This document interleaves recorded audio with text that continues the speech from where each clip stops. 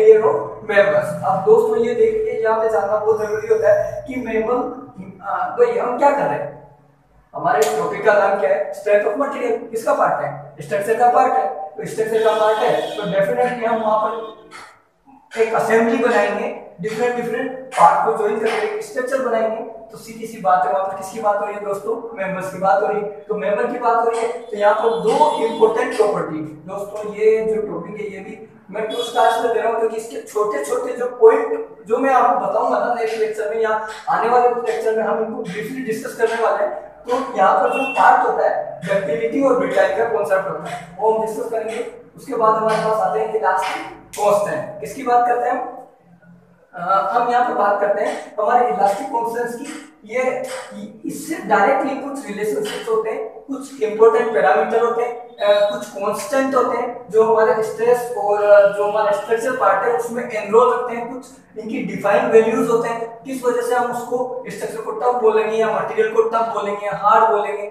या उसको सॉफ्ट बोलेंगे। तो इस प्रकार से हमारा ये एक इलास्टिक कांस्टेंट वाला कॉन्सेप्ट होता है। तो ये अगला पॉइंट जो हमारा वो दोस्तों 9th पॉइंट जिसको हम बोलेंगे इलास्टिक कांस्टेंट। उसके बाद हम बात करते हैं 10th पॉइंट में हमारे स्ट्रेस टेंशन की। किसकी बात करते हैं दोस्तों, स्ट्रेस टेंशन की।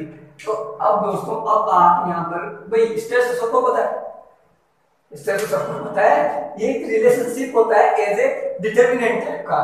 तो वो भी देखना जरूरत है। ये एक छोटे छोटे कंसेप्ट है दोस्तों, अगर आप सच्ची में मानेंगे ना दोस्तों, ये मेरा पूरा जितना भी अभी का एनालिसिस है दोस्तों, यही से ही क्वेश्चन यहाँ से बहुत इंपॉर्टेंट जो बेसिक पार्ट जो मैं बोल रहा हूँ बार बार इस बात पे फोकस क्यों कर रहा हूँ कि स्ट्रेंथ ऑफ मटेरियल का बेसिक इंट्रो पढ़ना जरूरी है क्योंकि ये वही टॉपिक है दोस्तों जो फॉरवर्ड करता है। और हम इन्हीं टॉपिक्स को इजी मानते हुए छोड़ते हुए चलते हैं और उन पे पूरा बेसिक डेप्थ नहीं पढ़ते हैं और एनालिसिस नहीं करते हैं, इसलिए पेपर हमारा डिस्क्लोज हो जाता है, हमसे दूर हट जाता है। तो दोस्तों हमें सबसे पहले क्या करना होगा, हमें बेसिक्स पढ़ने, उसके बाद उनको उनके ऊपर अप्लाइज करना है, रिवाइज करना है। देन हम सेकंड जो हमारा कॉन्सेप्ट चलेगा ऑब्जेक्टिव वाला, उस पर पूरा प्रयास करना है। तो दोस्तों जो हमारा पॉइंट होता है स्ट्रेस टेंशन, इसको मैं बेसिक अच्छे तरीके से बताऊंगा। ये भी एक अच्छा टॉपिक होता है डेली लाइफ पर। ये कुछ ऐसे ऐसे टॉपिक्स है ना दोस्तों, आप सच्ची मानिए दोस्तों, ये मैंने सुना भी नहीं था, अगली लाइफ में सुना था, पर कितना इसका प्रैक्टिकल कितना वर्क करता है, कैसे इसका न्यूमेरिकल रूप क्या आता है दोस्तों, सच्ची मानिए बहुत अच्छा टॉपिक है। इसको भी हम डिस्कस करेंगे 10 पॉइंट में। फिर अब हम बात करते हैं डिफॉर्मेशन। अब सबसे पहले आप नाम से ही पता लग रहा होगा कि किसी भी बॉडी के अंदर हमारे अंदर क्या आ रहा है, डिफॉर्मेशन आ रहा है। डिफॉर्मेशन आ रहा है कि हम लोड लगा रहे हैं, यानी कि जैसे मैंने इस पे लोड लगाया तो ये नहीं टूट पाई क्योंकि रेजिस्ट कर रही, उतने लोड को सहन कर रही। तो इस तरीके से कुछ ऐसी बॉडीज होती है, देखो यहाँ पे मैंने क्या बताया था, फेलियर ऑफ मेंबर्स, ठीक है, फेलियर ऑफ मेंबर बताया था। तो ये कुछ प्रॉपर्टियां होती है मटेरियल्स की जिनको मैं घबराऊंगा दोस्तों, हम ये जो मैंने इंट्रो लिखा है ना, इसको मैं इतना मजबूत करवाऊंगा एक एक पॉइंट पे जो हम काम करेंगे। तो पहले हम उसके डेप्थ पढ़ेंगे, फिर उसको समझेंगे, फिर उसके ऊपर अप्लाई करेंगे। तो सोचिए दोस्तों कैसे कंसेप्ट क्लियर नहीं होगा। तो दोस्तों डिफॉर्मेशन वाला जो पार्ट होता है ना दोस्तों, जो हमारे पास डिफॉर्मेशन वाली जो कॉन्सेप्ट होता है वो मैंने बताया कि मेंबर्स हम क्या पढ़ रहे हैं, स्ट्रक्चर पढ़ रहे हैं, स्ट्रक्चर के अंदर हम कंस्ट्रक्शन पढ़ रहे हैं, कंस्ट्रक्शन के अंदर हम मेंबर को जोड़ के स्ट्रक्चर खड़ा कर रहे हैं, ठीक है। तो सीधी सी बात है, मेंबर्स की बात हो रही है, फेलियर की बात करिए। तो दोस्तों सबसे पहले सोचना बहुत जरूरी है कि इसके अंदर फेल क्यों हो रहा है, इसके अंदर फेलियरिटी क्यों आ रही है, मेंबर के अंदर मेंबर कोलैप्स क्यों हो रहा है। तो उसका सीधा कांसेप्ट किससे जाता है, डिफॉर्मेशन से जाता है। अब डिफॉर्मेशन का अगर मैं आपको डेफिनेशन बताना चाहूं तो दोस्तों आप थोड़ा सा ये देखेंगे कि मेंबर में डिफॉर्म क्यों हो रहा है, क्योंकि कोई देखो हर मटेरियल एक जैसा नहीं होता है, क्योंकि अलग अलग टाइप के डिफरेंट मटेरियल्स होते हैं, उनके अंदर फेलियर्स भी होंगे। चलो ये वाला कॉन्सेप्ट अलग मान सकता हूँ कि बिहेवियर अलग होता है मटेरियल का, तो उन पर जब लोड लगता है तो उनके स्ट्रक्चर के बिगड़ने की संभावना बहुत बन जाती है, यानी कि पोजीशन डिफॉर्म हो रही है, पोजीशन बिगड़ रही है। तो उसको हमने क्या बोला है, डिफॉर्मेशन बोला है। किस पे डिपेंड कर रहा है, फोर्स या स्ट्रेस पे डिपेंड करता है, कितनी लिमिट तक लगना चाहिए, वो सब चीजें हम इसमें डिस्कस करेंगे। दोस्तों ये घबराने वाली बात है नहीं। उसके बाद हम बात करते हैं कंपोजिट सेक्शन की कुछ ऐसे सेक्शंस होते हैं जहाँ पर हमारे को जैसे कोई सूटेबल स्पेस होता है वो कम होता है या ज्यादा होता है, इस तरीके का कुछ फंडामेंटल होता है, वहां पर हमें कंपोजिट सेक्शन बनाने पड़ते हैं। तो इसका भी कुछ एक कंसेप्ट होता है, कुछ स्ट्रेसेस होते हैं, कुछ बेंडिंग होते हैं, उनको मैं इस चीज में ही डिस्कस करूंगा। तो अगला पॉइंट जो होता है वो थर्मल स्ट्रेस और टेम्परेचर स्ट्रेसेस की बात करूंगा। तो दोस्तों यहाँ से देखो, इस पॉइंट से आप समझ रहे हैं ना कि हम स्ट्रक्चर बना रहे हैं, यानी कि हमारे उसके अंदर इंजीनियरिंग बना रहे हैं। तो इंजीनियरिंग का काम क्या होता है कि हम स्ट्रक्चर को इकोनॉमिक बना रहे हैं, सेफ बना रहे हैं, कंफर्ट बना रहे हैं। तो यहाँ पर जो सेफ वाला जो मुद्दा आता है ना दोस्तों, वो टेम्परेचर और थर्मल स्ट्रेसेस से आता है। अब आप पूछोगे सर कि आपने ये बोला कि सेफ वाला जो पार्ट है वो थर्मल और टेम्परेचर स्ट्रेसेस से आ रहा है, तो इसका सीधा मीन्स कैसे निकल रहा है सर? कुछ ऐसे या तो कोफिशिएंट्स होंगे या मटेरियल की प्रॉपर्टीज होंगी या उनके बिहेवियर्स होंगे या उनके कोलैप्स होने की संभावना है, वो जिन कारणों पर डिपेंड करते हैं ना, वो दोस्तों थर्मल स्ट्रेस और टेम्परेचर स्ट्रेस से आता है। कुल मिला के सीधा फंडामेंटल हमारे को दो पार्ट जानने बहुत जरूरी है, स्ट्रेस और स्ट्रेन, और इसके बीच के कुछ ये अप्लायंस होते हैं। तो दोस्तों इस प्रकार से हमारे जो स्ट्रक्चर वाला पार्ट है वो मजबूत बन पाता है। तो अगला जो लास्ट वाला पॉइंट होता है ये भी बहुत इंपॉर्टेंट होता है दोस्तों, स्ट्रेंथ एनर्जी। इसका मतलब क्या होता है?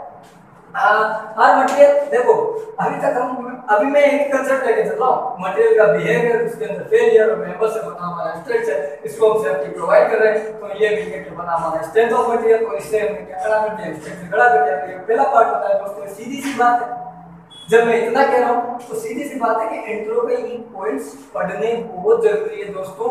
आप जब तक इनको बेसिक में जाके देखोगे नहीं तो ये टॉपिक समझ में आएंगे नहीं, और इनके अप्लायंस आने वाले कुछ जितने भी पॉइंट्स हैं उनमें भी हम कमजोर रह पाते हैं। सोल्व करने वाली जो प्रोबेबिलिटी है वो हमसे, एफिशिएंसी हमारी थोड़ी सी लूज हो जाती है। तो दोस्तों ये पॉइंट्स है जो आपको कवर करने होते हैं। तो मैं ये बात कर रहा था स्ट्रेन एनर्जी।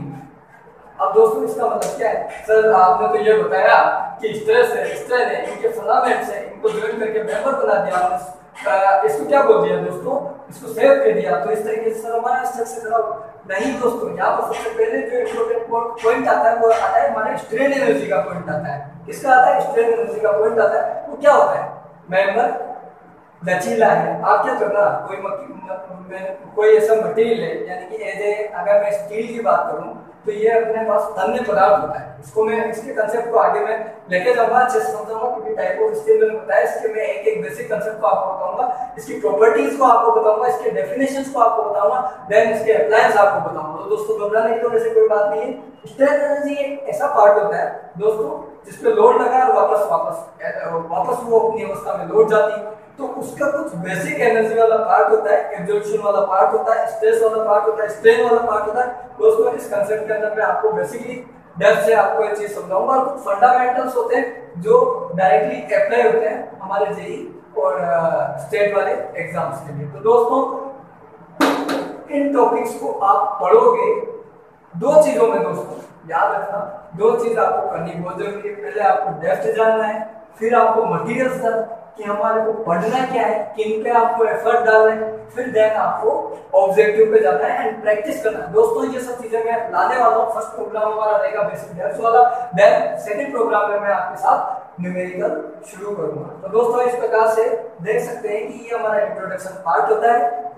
एंड और तो क्या बोलो दोस्तों, आने वाले मैं कुछ लेक्चर में इनको सीधा लेके आने वाला हूँ, तो इसमें डरने की जरूरत नहीं है। और डरो मत दोस्तों, प्रैक्टिकल अप्लाइज कर डालो। आप बेसिक डेप्थ पढ़ो, उसके एनालिसिस को पढ़ो, देन उसके अप्लाइज को पढ़ो, रिवाइज करो, देन ऑब्जेक्टिव करो। दोस्तों सच्ची में मेरा रियली बहुत अच्छा एक्सपीरियंस। आप इन चीज को फॉलो करोगे कंटिन्यू तो कोई सा भी ऐसा एग्जाम नहीं है जो आपको भुला सकता है। तो दोस्तों ये मेरा इंट्रोडक्शन पार्ट हुआ। और भी कई ऐसी जानकारियां जिनसे आप मुझसे जुड़ना चाहते हैं या जो भी आप मुझमें एक्टिविटीज शुरू करवाना चाहते हैं, देन किसी भी पॉइंट को लेके आप मेरे साथ जुड़ना चाहते हैं, तो आप मेरे चैनल पे कौन से एजुकेटर पे कमेंट बॉक्स में आकर कमेंट कर सकते हैं दोस्तों। और यही चीजें होती हैं जो आपको प्रोसीड लेके जाती हैं। और भी ऐसी चीजें लेकर के मैं आपके सामने आऊंगा दोस्तों, तो घबराने की जरूरत नहीं है। एंड सबसे इम्पोर्टेंट बात है, अभी इस टाइम पे स्वच्छता बनाए रखें, स्वच्छ रहें और खुश रहें दोस्तों। Thank you.